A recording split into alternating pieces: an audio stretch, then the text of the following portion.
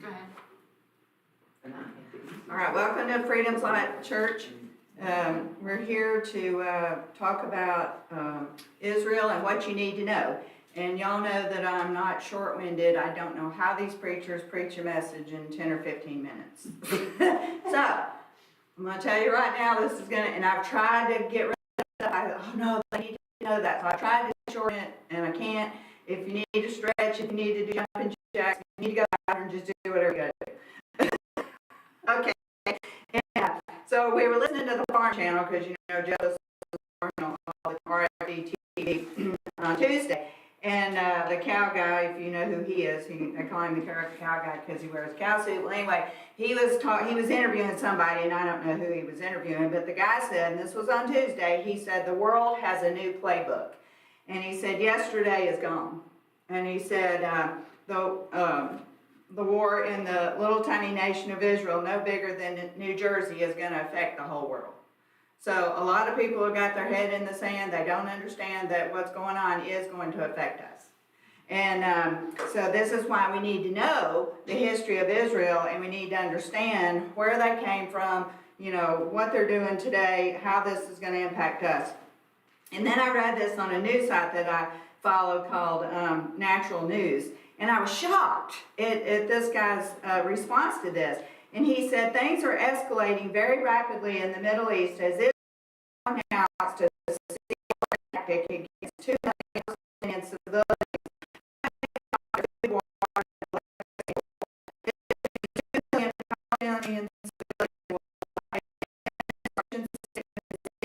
Sewage, and the elderly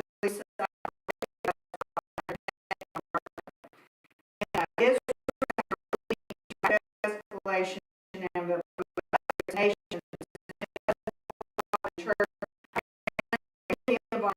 Turkey is warning that if the U.S. gets involved, military side with the this situation is rapidly going fully involved 17. So this is the way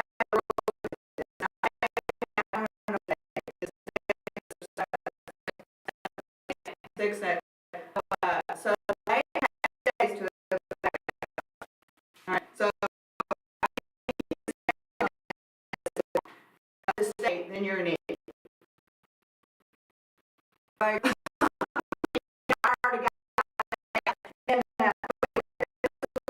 look at it, and they're going to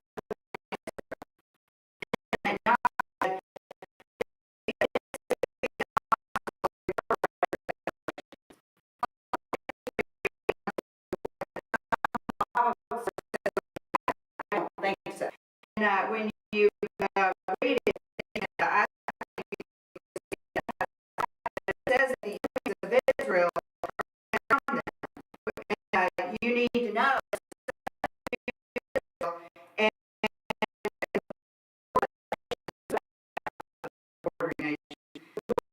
that are 400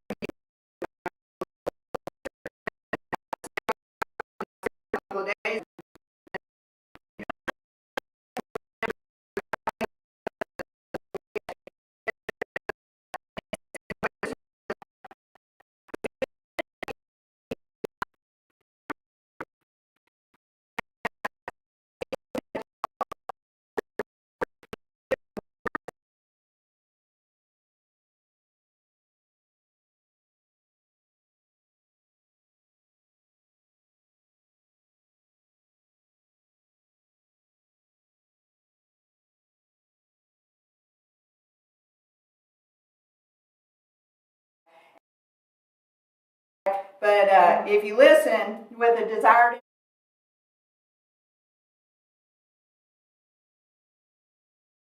then it's going to become more interesting.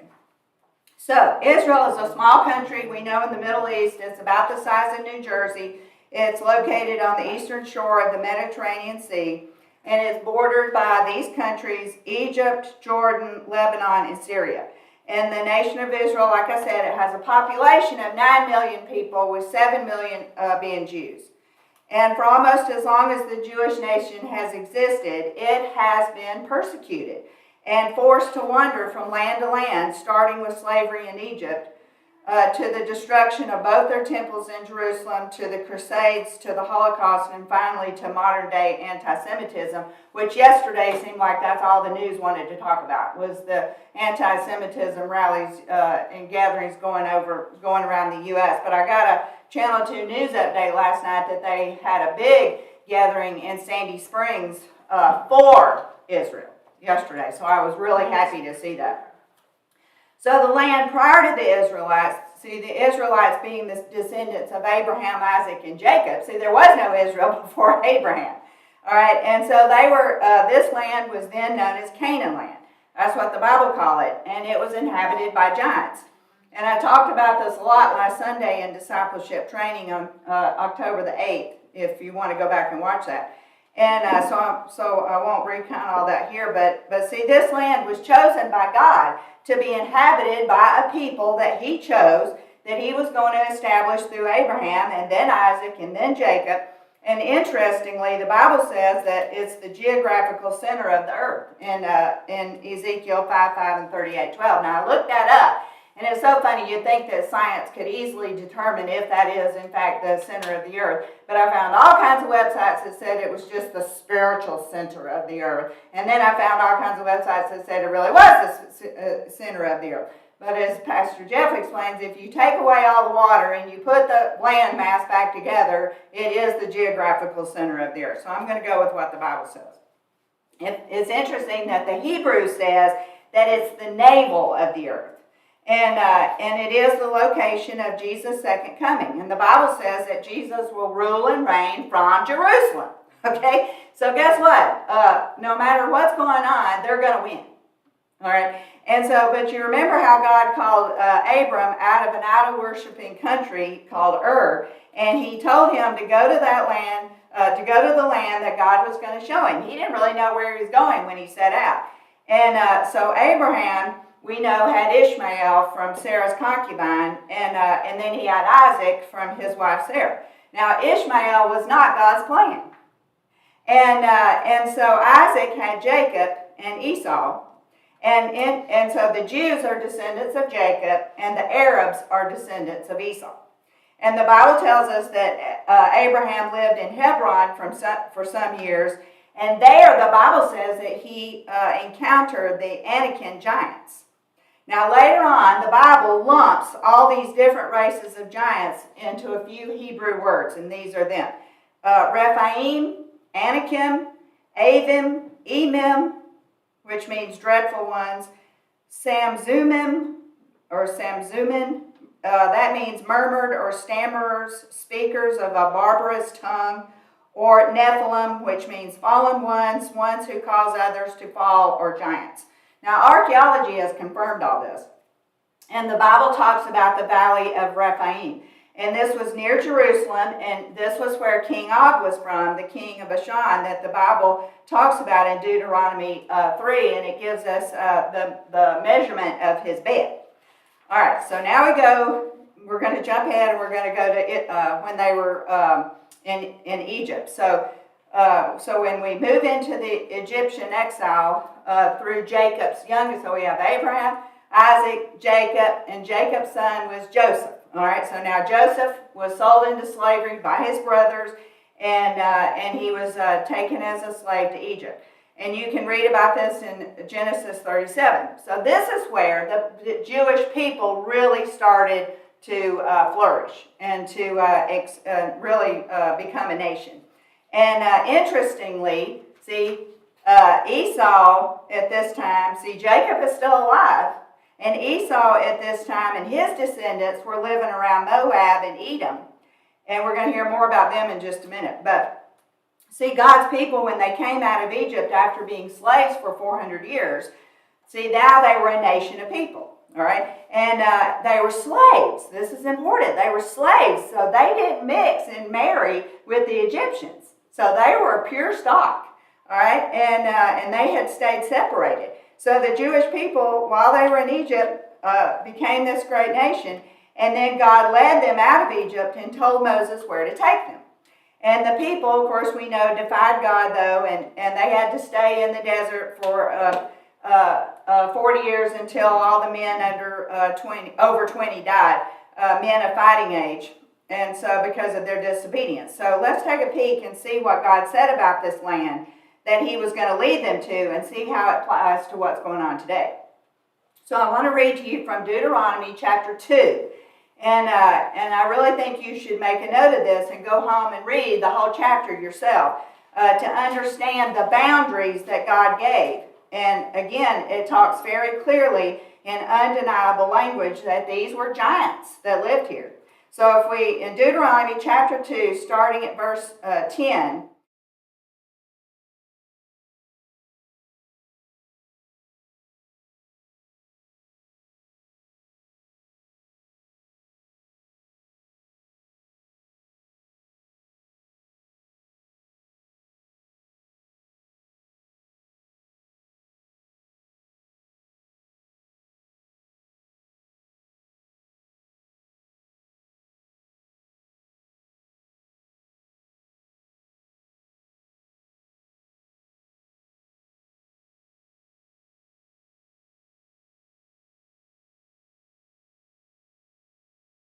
and it means long-necked. All right, verse 11 is,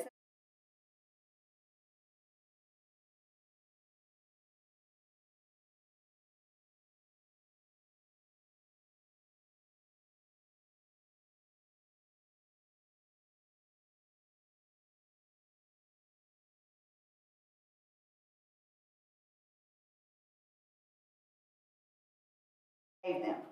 All right, now this is very interesting. See, because while Jacob's son, Joseph, was in Egypt procreating, becoming a nation, Esau was out in Canaan land dispossessing giants. All right, and so let's look at verse 16. So it was when all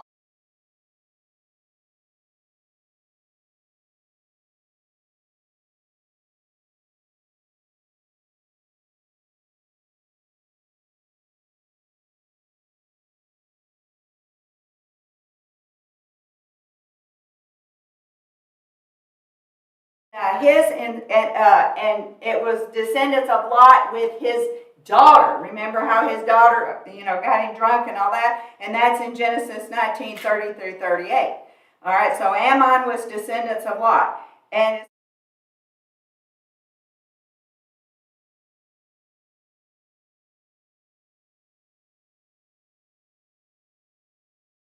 interestingly is southern Jordan.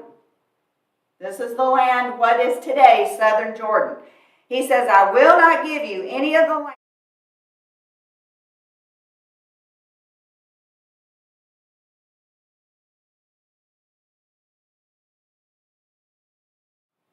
So I hope that you're getting the idea that possibly God is in charge here. Okay? And he still is today. Now, does that mean that he's sovereignly ruling over the affairs of the world? No. Okay? Because we know that Adam and Eve gave the sovereign right that God gave them to rule the earth. He gave that to Satan. So until the Battle of Armageddon, until Jesus comes to Jerusalem to rule and reign forever, he's not going to sovereignly rule the world, but because he works through people. But we know that he made a promise and a covenant to Israel. And he said that if you bless Israel, you will be blessed. If you curse Israel, you will be cursed. So that's a standing rule today.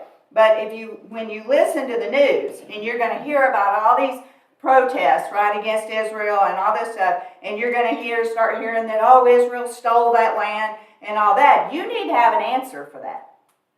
And this is why I'm doing this. So we'll understand why Israel is there, what they're there for, what God intended, and then we'll know what side to be on. So, see, these people are going to answer to God. And in Psalms 83, this is a must read. And it tells us what's happening, I believe, before our very eyes. And we're going to know very soon. Okay, I think it's a matter of days whether we really are in Psalms 83 war or not. But picking up at verse 20 in Deuteronomy chapter 2, speaking of the boundary of Moab, it goes on to say this, and it says, that was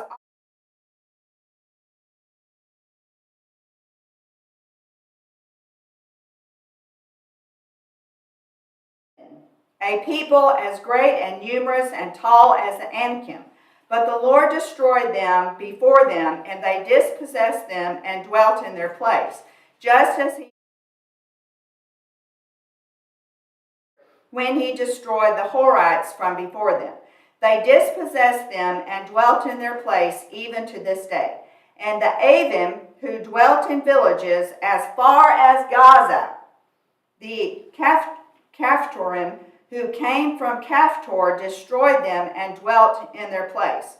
And Avim, it says, and the Avim, who dwelt in villages as far as Gaza, Avim in Hebrew means ruins. All right, so do you get my point? They're all giants, okay? And there was giants in the land. There were Moabites, Edomites, Ammonites. And Moses also gives an instance older than any of these when he talked about that, and you may not be familiar with this, that Caphtor. So the Caphtorims drove the Avim out of their country. So, and of course we know, where these giants came from and the fallen angels mating with women and all that. But see, most people don't know this, okay? And you need to know this to understand the Old Testament. If you don't know this, you're not going to understand the Old Testament. And then you're not going to understand really, the whole matter of Israel today. And listen, when they say that old adage, if you don't know your history, you're doomed to repeat it, that is the God's honest truth. Okay, because nothing is new under the sun. And you will just make the same old mistakes. How many of us, have made the same old mistakes that our parents made? Right? I mean, you just do, because that's human nature. So we need to learn our history so we are not doomed to repeat it.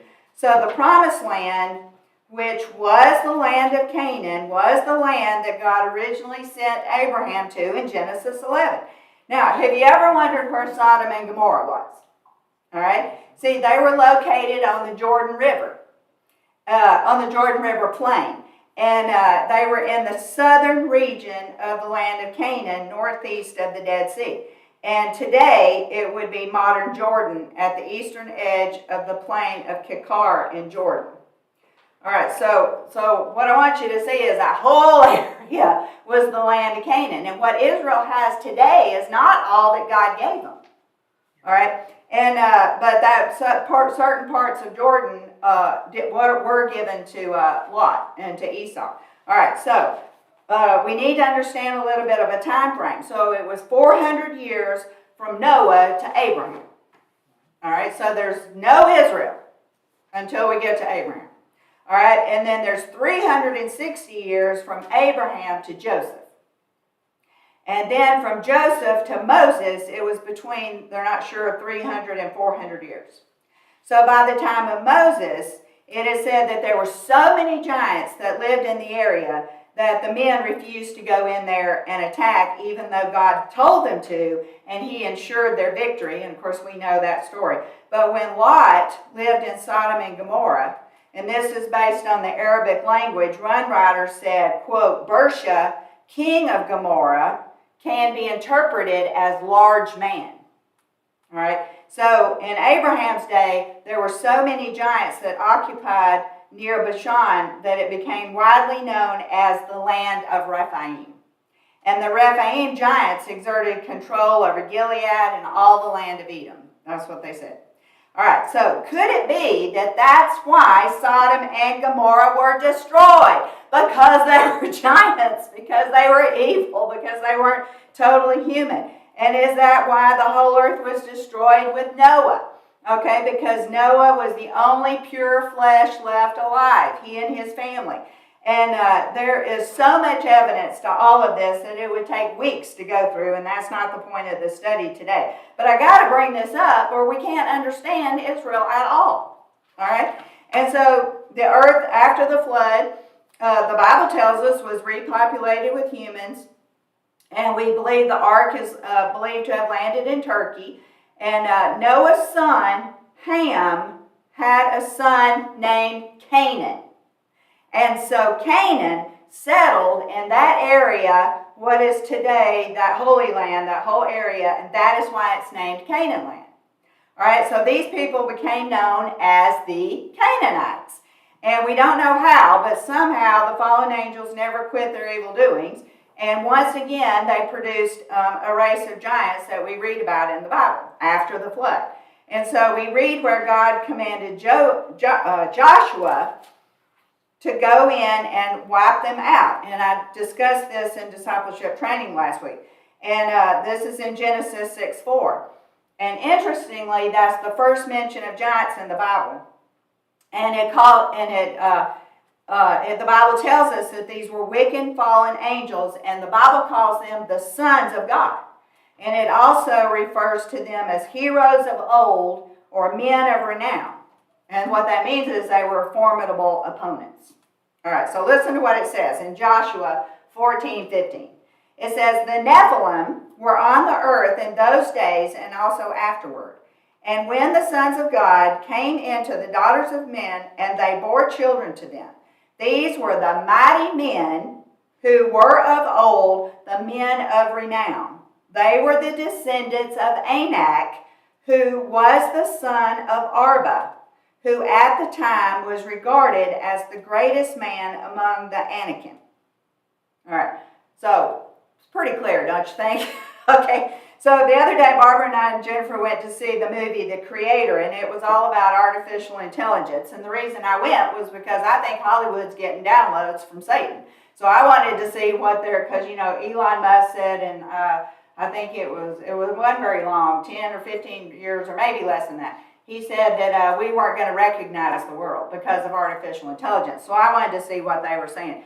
And what it was this artificial intelligence, of course, was just a part of humanity, and men were falling in love with these AI robots because they look like humans, they act like humans, they're programmed with emotion and all this stuff. And I thought, wow, that really gave me an insight into the giants. You know, they were half human, half demon, but or whatever they were. But guess what? They looked somewhat human. They had emotion. They were like people, okay? But they were unredeemable because they weren't purely human. And so could it be that this is what it says, that in the last days will be like in the days of Noah? You know, could it be that these robots are going to start being a part of our lives? I don't know, but it sure seems like nobody wants to work, and the robots are starting to take over. But anyway, so I think you're starting to get a picture of what they were up against, right? And if you understand this, it's going to make the reading of the Old Testament so much easier for you to understand. And then jumping ahead to Saul, that we've been talking about in discipleship training.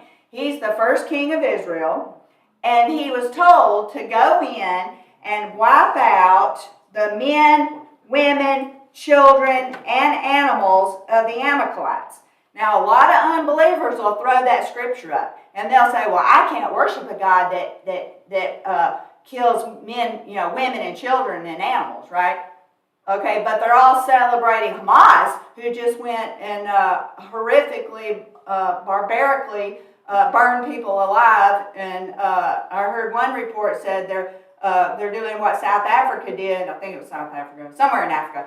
And they would fill tires full of fuel, put it around somebody's neck, and light them on fire alive. All right, but see, they're able to support that, but they'll tell you they can't serve a God in the Bible who said to go kill the women and children and the animals. Okay, why did he say that? In 1 Samuel 15:3, it's because they were giants. They weren't human. And he said, go wipe them out. They were unredeemable. They were evil. But see, Saul turned away from God, and he left King Agag of the Ammonites alive, as well as brought back the good animals, which were also to be destroyed. And again, we discussed that in discipleship training if you want to go back and listen. But then we come up to the next king of Israel, which is King David. Now, from Moses to King David is 366 years. And King David ruled this region around 1000 BC. And then we know his son, King Solomon, became king. And he's credited with building the first temple in ancient Jerusalem. And in about 931 BC, the area was divided into two kingdoms. And this is so important for us to understand. Most Christians don't understand this. That Israel was the northern kingdom and Judah was the southern kingdom. Okay? And so this is where the name Jew came from. Because they came from Judah. From the tribe of Judah. And these were all tribes. So you had the one tribe of Judah in the south and all the rest of them were in the north. So the Bible tells us that this what does the Bible say about a divided kingdom? Can't stand. Okay, so it didn't stand. And so these different tribes began to fight amongst each other. And then we know that King Solomon fell away from God and this spirit of division came in. And then Rehoboam, which was Solomon's son, he put a heavy tax burden on the 11 tribes of the left, and so the kingdom of so they pulled out. That's why they pulled out, and they became their own. It was kind of like the states today, saying, you hear rumblings of states going to pull out of the U.S. It's exactly the same. So these 11 tribes pulled away from Judah and said, we don't want to pay that heavy tax that Jeroboam has put on us, so we're going to pull away and become our own nation. All right, and so what happened was after they did that, they set up their own worship system. Jeroboam did. He set up his own worship system because he thought if the people continued to go to the temple to make sacrifice, that they would turn against him. And so he brought back a familiar form of worship that was the golden calf. And this essentially, what it did was it drove out all the good law-abiding Jews, right, and drove them back into Judah. And so the tribe of Benjamin, also the Levites and Benjamin, came back to Judah. Okay, so the southern kingdom ended up being Judah, Benjamin, and Levi. All right. And then the rest also stayed back behind. All right, now this is very interesting because next, the northern kingdom, which is called Israel, who was made up of 11 tribes and then later 9 tribes, all right, they were conquered by the Assyrians in Iraq. And the name Israel was no more. And the Assyrians destroyed the northern kingdom of Israel and they deported their population. And they brought Gentiles to live in the land of Israel to fill it. That's how you got Gentiles in the land. Okay? And so this is so important, see, because we know there were giants there first, and then came Abraham, but somewhere in that area, the ancient civilization of the Syrians lived, and they dominated the area and destroyed Israel, destroyed the northern kingdom of Israel, and then Babylon took over. All right, so Judah, which is the southern kingdom, which was left, was invaded 150 years later by Babylon. So for 150 years, there was no northern kingdom. All right, they were gone, killed or dispersed. And so now Judah is invaded by Babylon, and they conquered Babylon. You know the story from the Bible. They captured the capital of Jerusalem, and of course they destroyed the first temple. You know Nebuchadnezzar in the story, and that Solomon built. And then we know the story that the Jews were taken captive back to Babylon, and we know this story from Daniel, okay, because Daniel was taken as a very young boy to Babylon, and the Bible talks a lot about this period, all right, so then Cyrus the Great comes on the scene, all right, and he's of the Persian Empire. He's another pagan king. He conquers Babylon, all right, and then Babylon falls, and now Persia's in control. So now the northern king of Israel that I told you, they only lasted 240 years before they were destroyed. And this is really interesting. 80% of Abraham's descendants were wiped out in the northern kingdom. And we're told in Hebrews 8:8, and I just discovered this last night when we came to Bible study and we were studying this, and so I want to read it to you. Hebrews 8:8 says this, it says, however, he finds fault with them when he says, behold, the days will come, says the Lord, when I will make and ratify a new covenant or agreement with the house of Israel and with the house of Judah. And so this means that all the 12 tribes, in my opinion, still exist.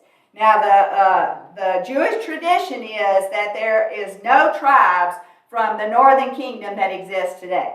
And that these tribes, they think that tribes will be reconstituted in the days of Messiah. And Isaiah 27:13 sounds like it's talking about them. And you may want to look that up on your own time. And it'd be a really interesting study. But this is in the New Testament in Hebrews. And again, it says, I will ratify a new covenant or agreement with the house of Israel and with the house of Judah. So to me, that tells me that somewhere, they're out there somewhere. All right. And I'm telling you, the more I learn, the more I realize I don't know. Okay? I mean, it's just a fact. So I've come to that conclusion. And it's okay not to know. You just go find out what you can find out. All right, so then comes Nehemiah. And you know the story of Nehemiah. He's at the time of, he's later than Daniel. He's at the time of when the Persian Empire has taken over. And now Babylon is now controlled by Persia. And now King Cyrus is on the scene. All right, so King Cyrus allowed that southern kingdom of Judah to go back to the land and rebuild the temple. And you know that story and how Nehemiah, they were being attacked, and Nehemiah said, hold your sword in one hand and build with the other hand, right? And so for the next 7 centuries, Judah was at the heart of Judaism. Okay, that's where the name Jew comes from. So they were the ones that were allowed by King Cyrus of Persia to go back to the homeland of Judah and rebuild their homes, which was right there around Jerusalem, and rebuild the temple after 50 years of captivity. All right, and then the prophets such as Jeremiah, which is dubbed the weeping prophet, as did other Old Testament prophets recorded in the Old Testament. They were constantly warning the people, which was the 3 tribes, of Judah, about their sinful ways and about stop doing idol worship. And a lot of times Jeremiah would graphically, God would have him do something graphic to show them what was going to happen if they didn't turn away. All right, so now we're up to Greece. All right, so now we're up to 371, it says 371 BCE to 140 BC. All right, so now Persia was once the strongest empire, and they fell into the mighty hands of Alexander the Great of Greece. And in the Jewish year, this was 3,309. So this meant now the Jews are under Greek rule. All right, so the rulers of Greece did not displace the Jewish people or destroy the rebuilt temple. However, that's not to say that many of the Jews were not influenced by the Greek lifestyle, which was one of indulging in physical delights and glorifying the body. And so, in fact, many Jews began to assimilate and to conform to the Greek way of life. And so now you understand why we have a Greek influence, Greek influence in the Bible, and why it was written in Greek. So now, this next fact is very interesting, and it's going to tell us how the Greek influence came into the Bible. So Alexander the Great's reign was short, and after his death, his empire was divided into 4 generals who ruled over different areas of the kingdom. One was Egypt, and in the Israel year of 3,515, or for us 246 BCE, they've added that E to it. The ruling Ptolemy, as most kings were so named, of Egypt, he gathered 72 Jewish elders, and he forced them to translate the Torah into Greek, which was the first 5 books of the Bible. All right, then we go to Antiochus IV, who was soon going to succeed the throne, okay, of Alexander the Great. And unlike his predecessors, Antiochus did not like the Jewish people.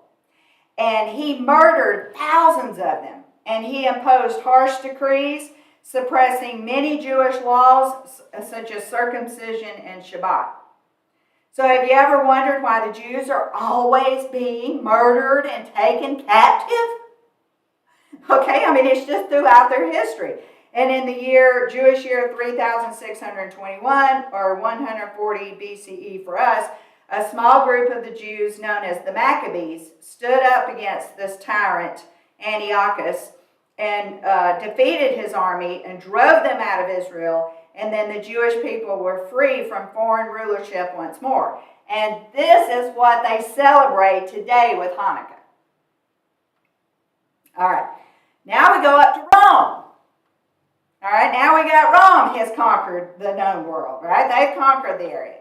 And this is the Roman Empire, which brought the final blow to the Jewish sovereignty in Israel and the final exile for the Jews. And it lasted for 2,000 years, nearly 2,000 years, all right? And so finally, in the Jewish year of 3,829, or 69 CE for us, that'd be, I guess, before Christ, an oppression that started with heavy taxes ended with mass murder. And the Jewish people were butchered and slaughtered in their homes. Does that sound familiar? And the holy temple burnt to the ground. And since then, the Jewish people have been persecuted and exiled. And the Jewish people never had a home of their own for almost 2,000 years after Rome. And this is called the fourth diaspora, which means a population that is scattered across regions which are separate from its geographical place of origin. So the word is used in reference to people who identify with a specific geographic location but are currently residing elsewhere. And it's just nothing but God, because it's never been done in the history of the world for any kind of people to come back from being dispersed for 2,000 years and still have their own language, still have their own identity. All that is nothing but a miracle. So the diaspora was the first time, after Rome dispersed them, was the first time that the word Jew was used. And it was in reference to Mordecai, Esther's uncle, who lived in Persia. And you know that story. And you can read all about that in the book of Esther. That's what the book of Esther is about. So from 1517 to 1917, what is today Israel, along with much of the Middle East, okay, so now we're up to more modern, our 1517 to 1917. Now the Middle East is ruled by the Ottoman Empire, all right? But World War I dramatically altered the geographical landscape in the Middle East. And then in 1917, at the height of the war, the British Foreign Secretary, Arthur James Balfour, he submitted a letter of intent to support the establishment of a Jewish homeland in Palestine. And the British government hoped that the formal declaration, known as the Balfour Declaration, would encourage support for the Allies in World War I. Well, when World War I ended in 1918 with an Allied victory, the 400-year-old Ottoman Empire rule ended.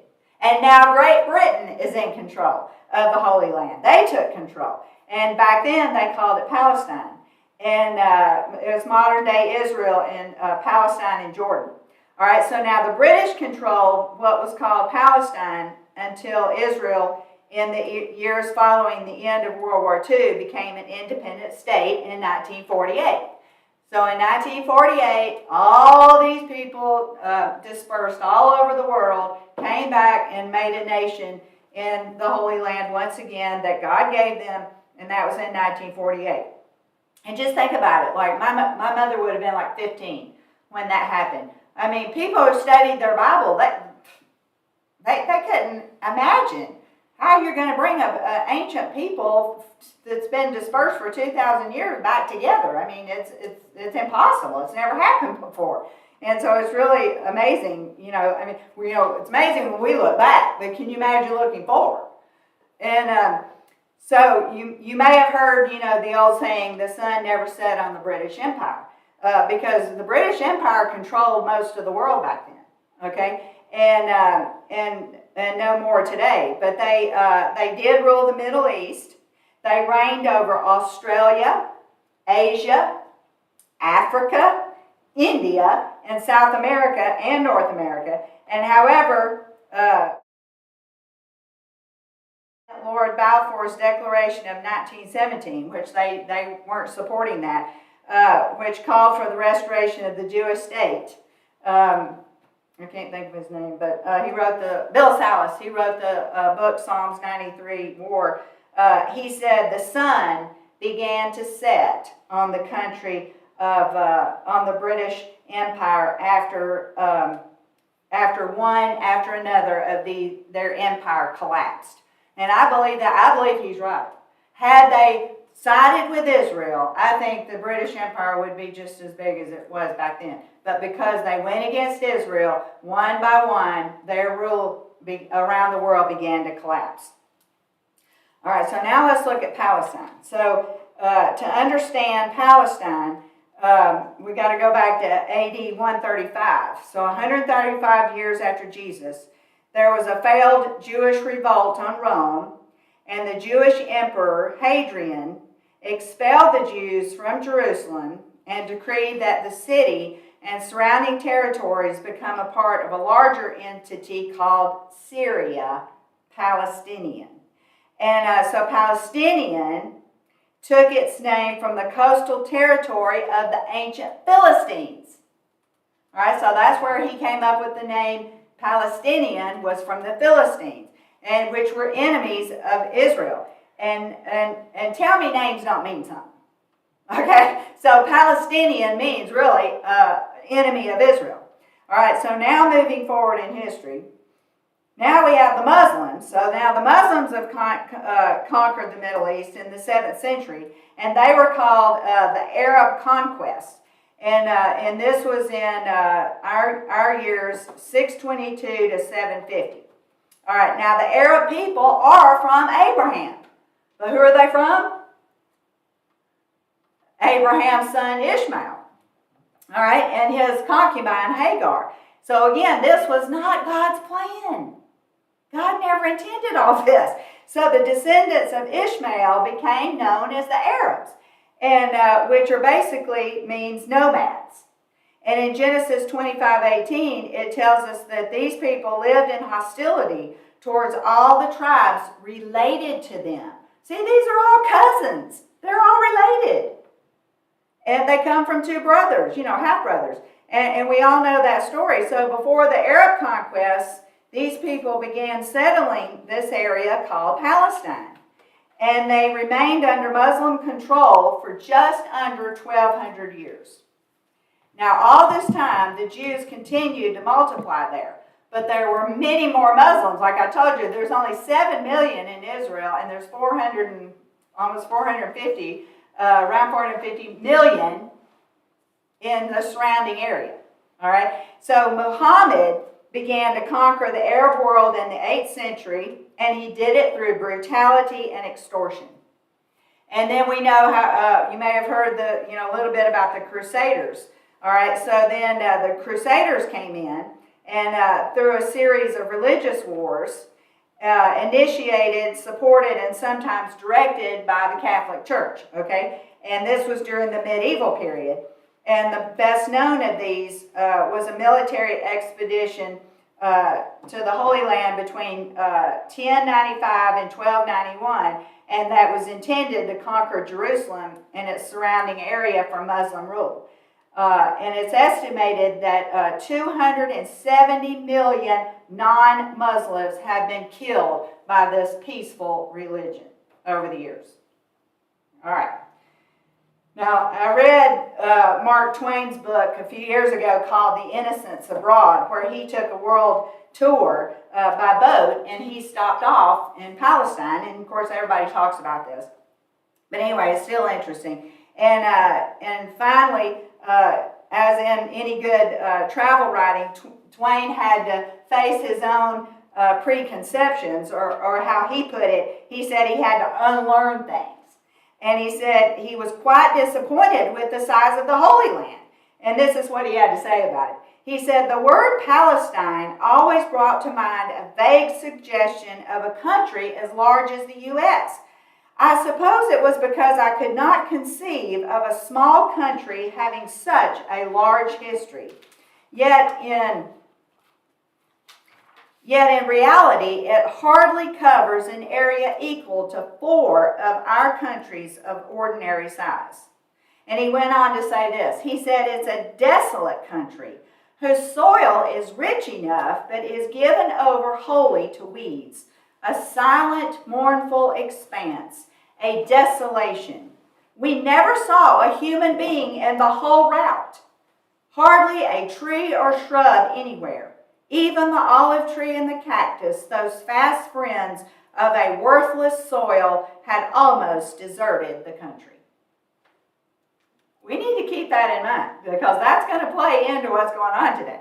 All right, so now that we've got a good grasp on what the land of Canaan was, what their history was, or Palestine, now see, it was the land of Canaan, now it's Palestine, and in this very small portion that's called Israel now we're going to get into modern Israel and her enemies. So if you understand why it's called Israel today, or instead of Judah, why do you think it's called Israel today instead of Judah? Because remember that Israelite tribes were wiped out, but the Judah, was left alive. So you'd think today it'd be called Judah, right?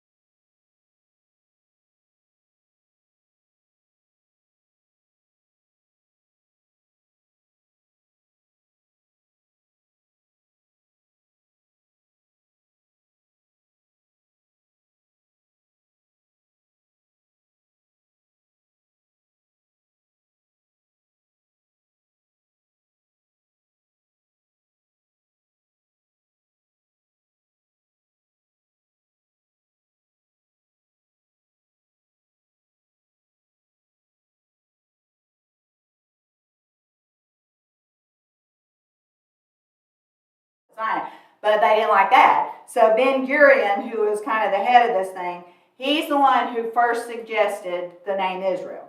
And only 48 hours later, after he suggested it, they voted on it, and they all agreed that it was going to be the land of Israel. So to me, that kind of makes you disregard the two kingdom things, and you kind of think, anyway, so it helps me to understand that and understand the two kingdoms and how they came up with the name. All right, so let's look at who the Palestinians are today. And I'm going to read a very telling article by Shira Sorko Ram to explain what most of us have no clue about. All right, and I thought, man, this woman, she summed it up. All right, and I found this article while I was searching for information, and she did such a great job, I decided just to read you the article. So this is on who are the Palestinians. All right, no one argues that the fact that the Holy Land, along with the rest of the Middle East, was under the rule of the Ottoman Empire for 400 years until the British captured the ancient land of Israel in 1917. What most people don't know is that during the Ottoman period, the concept of a nation state with fixed borders was foreign to Arabs. What did she just say? They didn't have borders. Remember what the Bible said? It says they were nomads. They traveled around. They didn't have borders. That's huge. All right? So it was entirely a European concept to create borders. The Arabs had no borders. All right, so among Arabs, their strongest identity was religion and language, Islam and Arabic. Today's Arabs still see themselves as a part of the Arab nation. They don't see themselves as Lebanese or Syrian or Palestinian. They see themselves as one big giant Arab nation, all right, which is actually made up of 22 Arab states. All right, so it's not that there was no other identifiable territory in the Middle East, because you had Egypt, and Egypt was from ancient times. Syria was also a known region, and in fact, before the British arrived, Arabs living in and around the Holy Land directed their allegiance to Damascus, and they identified themselves as Southern Syrians. All right, so where did Palestine come from? Well, Western maps of Palestine were printed in Bibles probably from the time there were printing presses. Such maps, created in the 19th century, are easily found on the internet, but these maps show primarily the ancient tribes of Israel and their cities and towns, not maps of Palestine recording villages and towns existing in the 1800s, because there was no boundaries. So when you look at an ancient map, you're just going to see a big, gigantic area, okay, because there's no boundaries. All right, so the name Palestine was imposed on the Holy Land by the Roman Emperor Hadrian in 135. Almost 2,000 years ago, the Roman Emperor Hadrian caused the Jewish people and decreed that Judea should henceforth be called Palestine, after the Philistines, an ancient enemy of Israel, who had dispersed from the world stage more than 600 years earlier.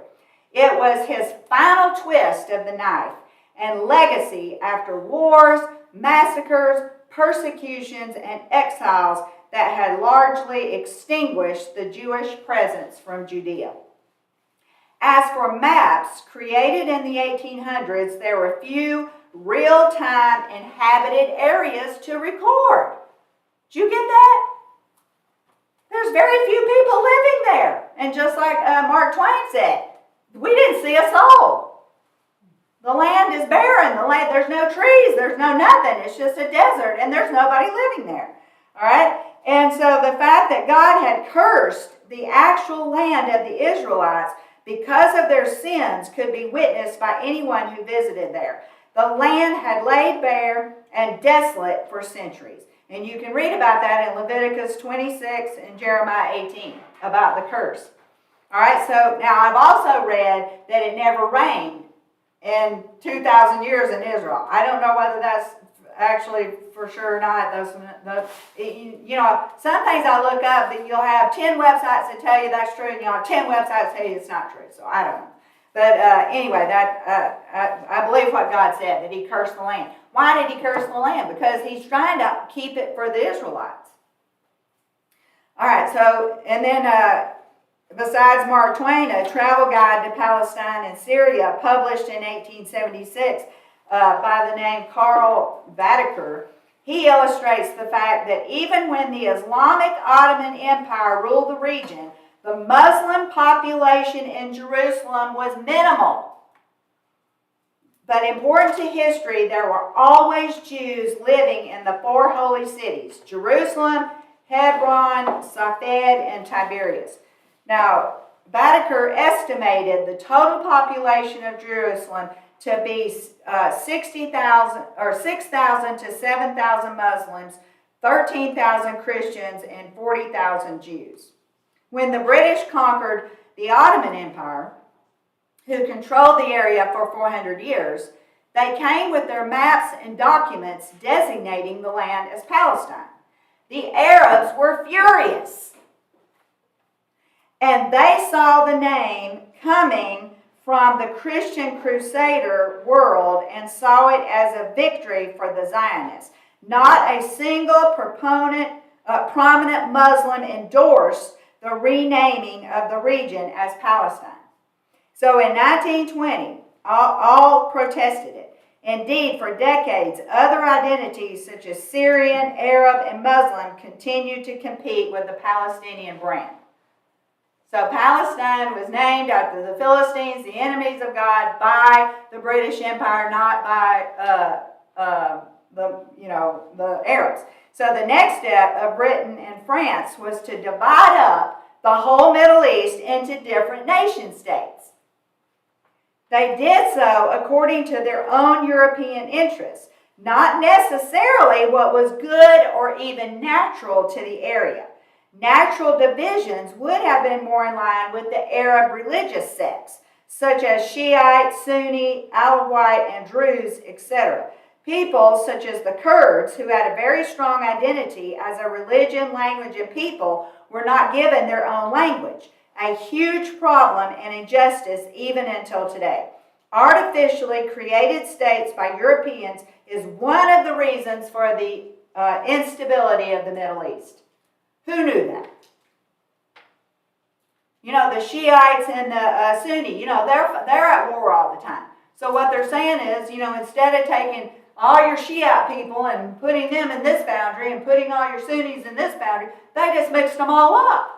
And they hate each other. So the British Empire formed this mess we have in the Middle East, which the Bible talks about and in Psalms 83 and such as other places. But back to the Palestinians, of which in 1920 there were none. So, however, major demographic transformation was taking place. Waves of new Arabs began to flood into the area to find jobs as Jewish immigrants rebuilt towns and businesses in the Holy Land after 2,000 years in the diaspora. The Arabs are moving in, the Muslims are moving in because they're just nomads, they're nobodies, and the Jewish people have come back and they are being prosperous. So now all these Arabs want to come in and capitalize on the Jews' prosperity. So before then there was nobody there. All right, so these waves of new immigrants come in. They rebuilt towns and businesses in the Holy Land after 2,000 years. The return of the Jewish people was accompanied by economic prosperity for the region, and Arabs migrated to enjoy a higher standard of living. Winston Churchill said in 1939, "So far from being persecuted, the Arabs have crowded into the country and multiplied till their population has increased more than even all world Jewry could lift up the Jewish population." What I'm telling you is they weren't there first. This is huge. Don't let anybody tell you, well, they stole the land. No, there wasn't anybody living there hardly. So the number of Jews continued to increase in the first decade of the 20th century in spite of the fact that the Turks tried to keep Jews from immigrating or buying property. When the British mandated the name Palestine for the Holy Land, the Jews who arrived called themselves Palestinians, but not the Arabs. In fact, many Jewish institutions in the Bible land were called Palestinian. The Jerusalem Post was called the Palestinian Post until 1950. And the Arabs, on the other hand, continued to resist the Palestinian name. In 1937, a Palestinian Arab named, and I'm sure I'm going to butcher this, Ani Bey Abdul Hadi, told Britain's Peel Commission that there is no such country as Palestine. Palestine is a term the Zionists invented. There is no Palestine in the Bible. Our country was for centuries part of Syria. So the facts are incontrovertible. When the Balfour Declaration was written in 1917, there was nary a mention. I love that she said nary. There was nary a mention. That's a southern thing, nary. So there was nary a mention of Palestine people because they simply didn't exist. The Balfour document spoke of dividing Palestine between Jews and Arabs. And likewise, the United Nations in 1947 declared Palestine to be divided between Jews and Arabs. No Palestinians in sight. She says, when I moved to Israel in 1967 after the Six-Day War, I had numerous conversations with Arabs living in both Israel proper and the West Bank. I didn't even hear the term Palestinian from any Arabs at that time. There was definitely confusion among Arabs who found themselves suddenly a part of the Israeli nation. One Arab born in Israel told me, I am not an Arab, I'm a Christian. Another Muslim acquaintance living on the Mount of Olives told me, I'm a Jordanian Arab. That, of course, was because when the British Army withdrew from the Holy Land in 1948, the Jordanian king seized Judea and Samaria, and the old city of Jerusalem. Egypt seized Gaza. All right. So now we're going to look at the Palestinian people that were created to destroy Israel. So when Israel became a newly born state in 1948, the Middle East Arabs immediately began to plot their destruction. And this is a hard statement that nations tend to ignore because it comes from the mouth of the Arab leaders themselves. Now we come to Yasser Arafat. Now, how many, we're old enough to remember Yasser Arafat. Now, I didn't pay a bit of attention. I'm telling you. And this is how people are today. Well, they're 6,000 miles away. What's this got to do with me? Everything. Because guess what? The world is so small today, whatever happens over there is affecting us. And it's going to trickle down to us into our economy. I mean, it just is. So here we enter Yasser Arafat. And we need to know about this because this is the part of the Jewish history. He was a native-born Egyptian with a passion to liberate Palestine from the Jews. And after finishing his education in Egypt, he moved to Kuwait and met two official members of the Egyptian Muslim Brotherhood.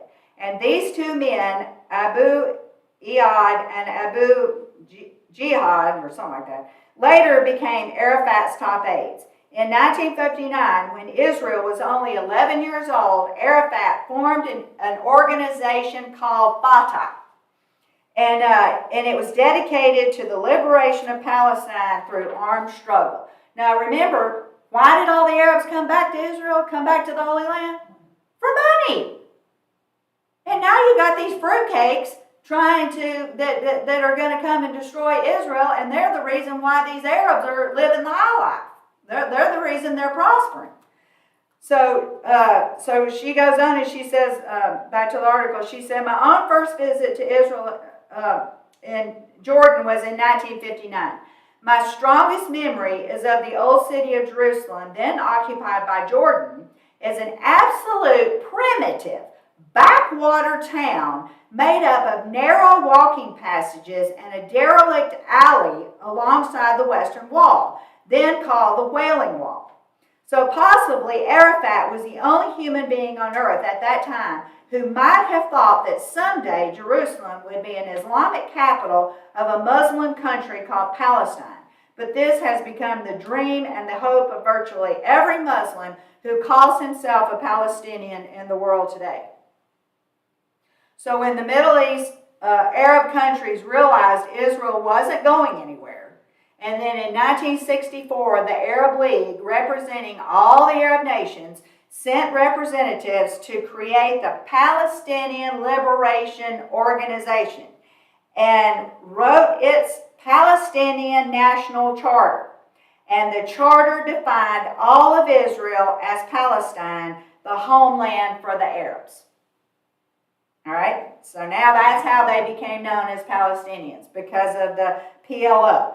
And it was this assembly that introduced the Palestinian people to the world. And this was their declarations.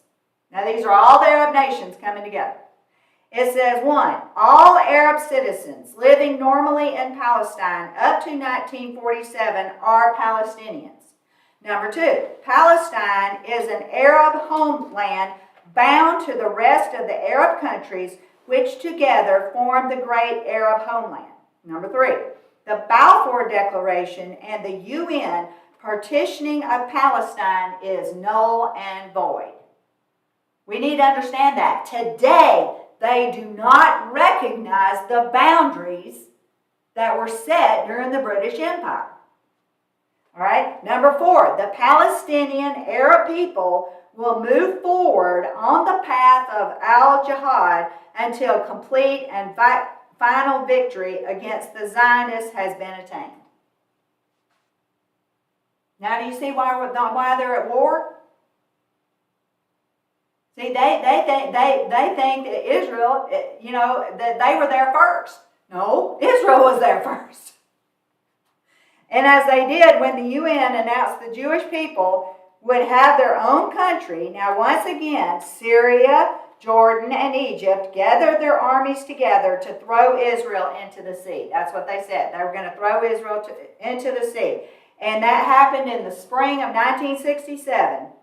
And it found the Israeli people, including their leaders, in great consternation for fear that this time the Arab armed forces might actually destroy Israel. And there's a great movie, I don't remember what it's called, but it was made a couple of years ago. It came out at the theater about the 67 war. That was a really good movie talking about the miracles that happened and how they won. So instead of being destroyed in nothing short of one of the most amazing battles in modern history, Israel pushed Jordan out of Judea, Samaria, and East Jerusalem, including the Western Wall and the Mount of Olives. They pushed Syria out of the Golan Heights, and they pushed Egypt out of Gaza in exchange for a peace agreement in just 6 days. And all of these areas happened to be the land that God solemnly swore to give Abraham, Isaac, and Jacob, which was later renamed Israel, and their descendants forever. But now, Yasser Arafat, he's had enough. Now he's mad. All right? And so 2 years later, through his Fatah organization, he took control of the PLO, and he began his lifelong mission to destroy Israel and settle Palestine with new Philistinian people.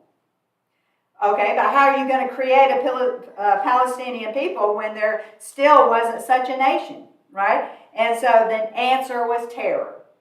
And so today, Yasser Arafat has the distinction of being known as the father of modern terrorism. And you know he won a Nobel Prize? All right, and he was the first to hijack airplanes.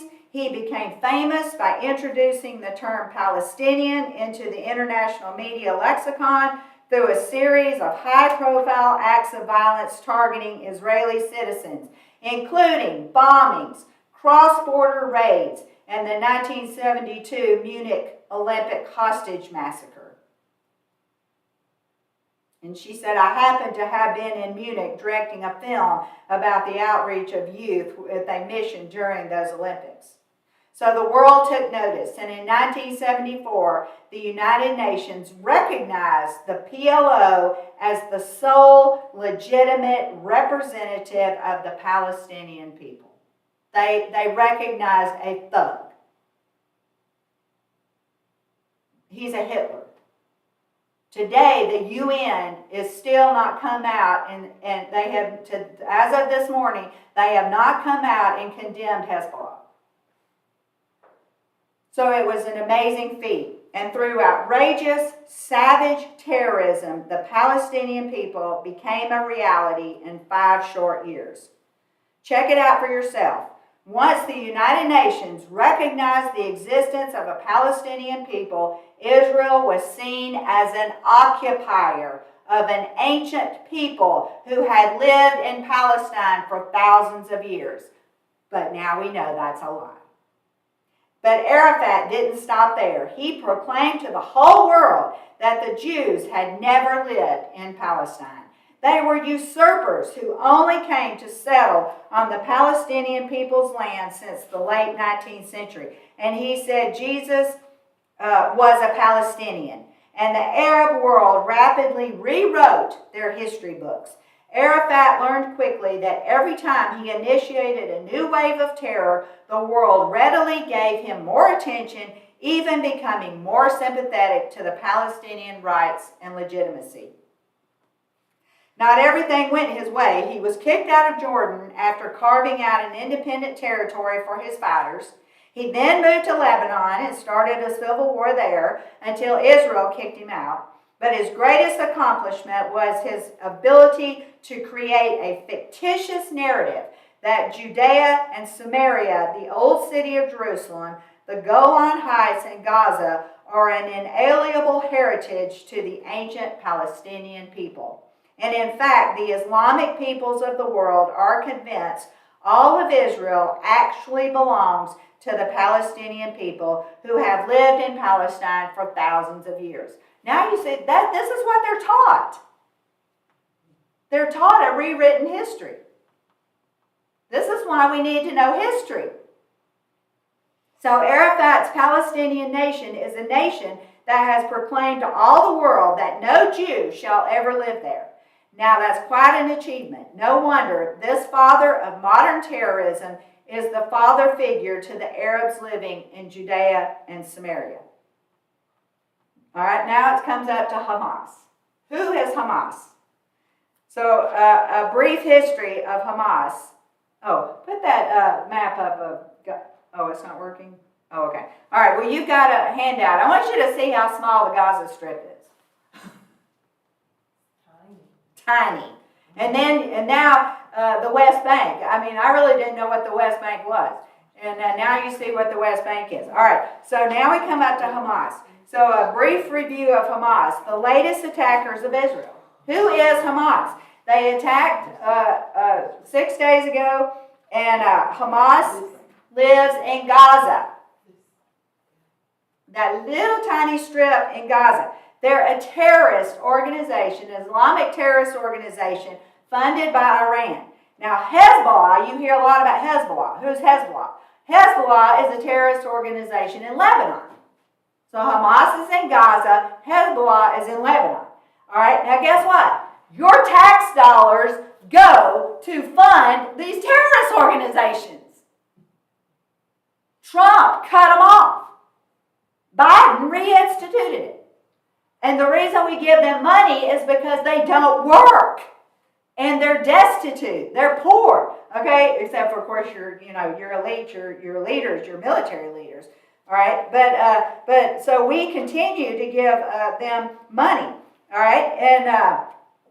And Hezbollah is a Lebanese Shia Islamist political party and militant group. And Syria and Qatar have been receiving money from Russia. Now, I hope in your mind you're getting a little bit of Bible in there. Oh yeah, the Bible talks about Russia coming from the north to invade Israel, right? And the Bible says that God is going to pull him with a hook in his jaw. He's going to pull Russia into attack Israel. All right? And so Gaza is this little tiny strip of land in Israel. It's 25 miles long. And it is 3.7 to 7.5 miles wide. That's it. All right? It has 20 million people living in it. All right? And they live there in poverty. And I heard that it is the poorest place on the planet. And it's also the most populated place on planet Earth. All right, so Hamas replaced Yasser Arafat's Fatah in 2007, and they vowed the destruction of Israel. And this is something that I've noticed so far in this war coverage. Have you ever noticed they're talking about Hamas and Iran? Nobody's using the word Muslim or Islam. You remember at 9/11, it was, they're Muslim, I don't hear that being said at all. All I hear is Hamas. No, we need to say the Hamas is a Muslim terrorist group. So I want to read Psalms 83. It says, do not keep silent, O God. Do not hold your peace, and do not be still, O God. For behold, your enemies make atonement, and those who hate you have lifted up their head. They have taken craftily counsel against your people, and consulted together against your sheltered ones. They have said, come and let us cut them off from being a nation, that the name of Israel will be remembered no more. What is Iran saying? I can't remember what year, but they have a deadline that Israel's going to not be a nation anymore. Then it's not too far in the future. They say by this year they're going to cut Israel off as a nation. So they have come and said, let us cut them off from being a nation, that the name of Israel may be remembered no more. For they have consulted together with one consent. They form a confederacy against you. Remember what I said? There's 7 million Jews in Israel, and there's 7 million Jews in Israel, 450 million in the surrounding areas.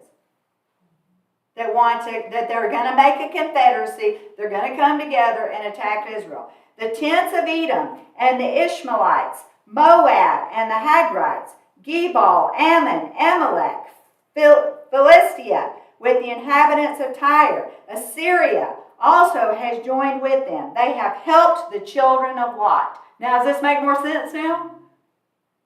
Because we went over all that, who these people are. All right? They were given, remember, God said, I'm going to give you this portion of land to Lot. Now, this is starting to make sense, right?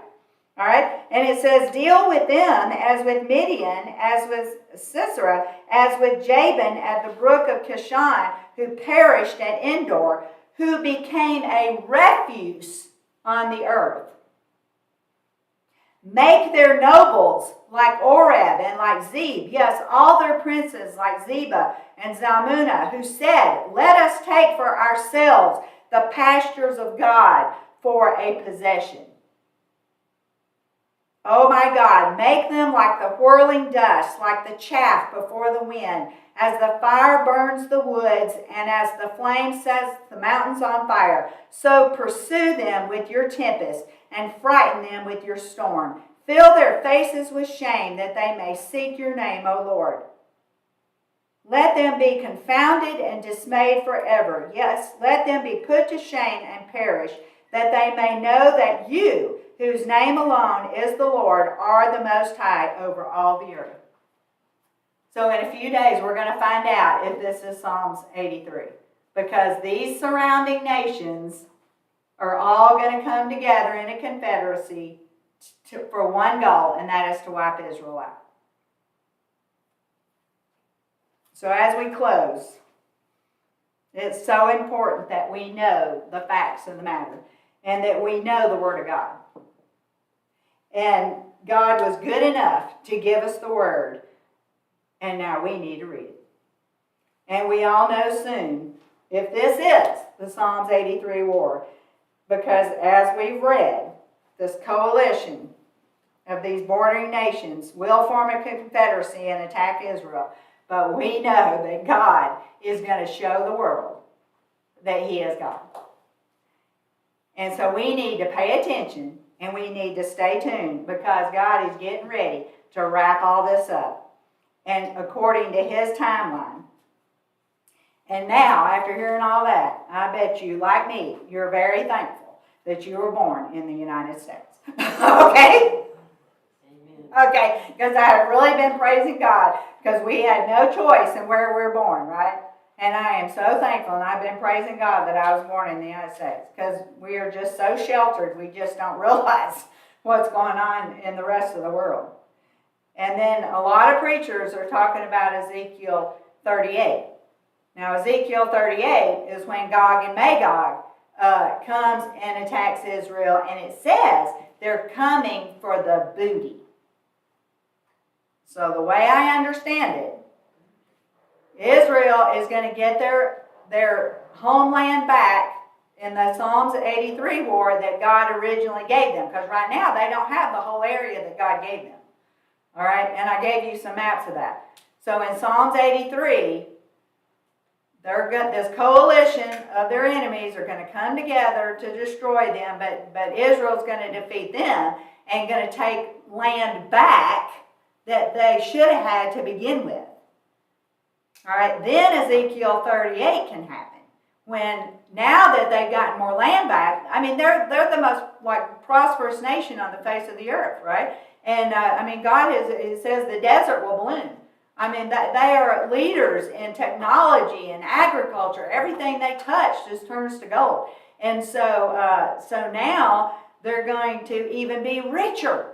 They're going to be even more prosperous because they're going to get this land back that they lost and that they gave away in these peace treaties.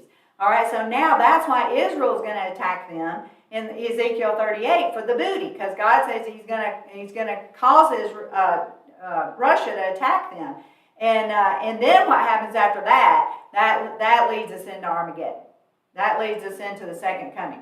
So if all this pans out the way that it looks like, the rapture has to be soon. So let me tell you something.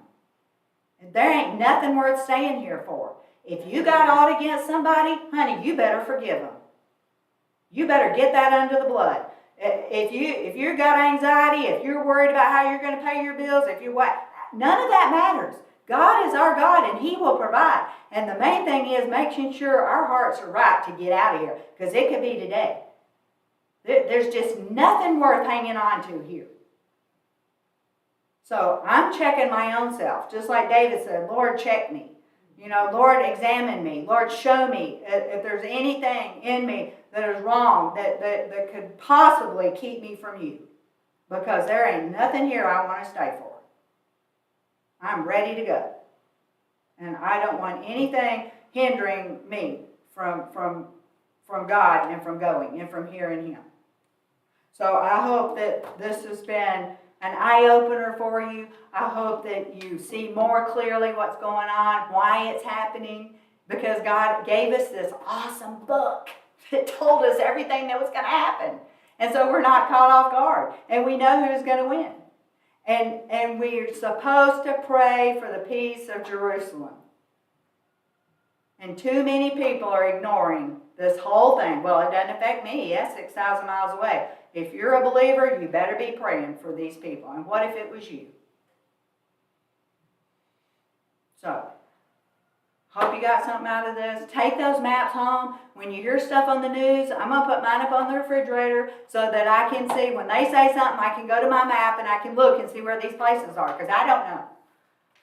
And I barely know where anything is in the United States, much less in Israel. So use your maps. And I'm sorry I don't have a printer that prints in color.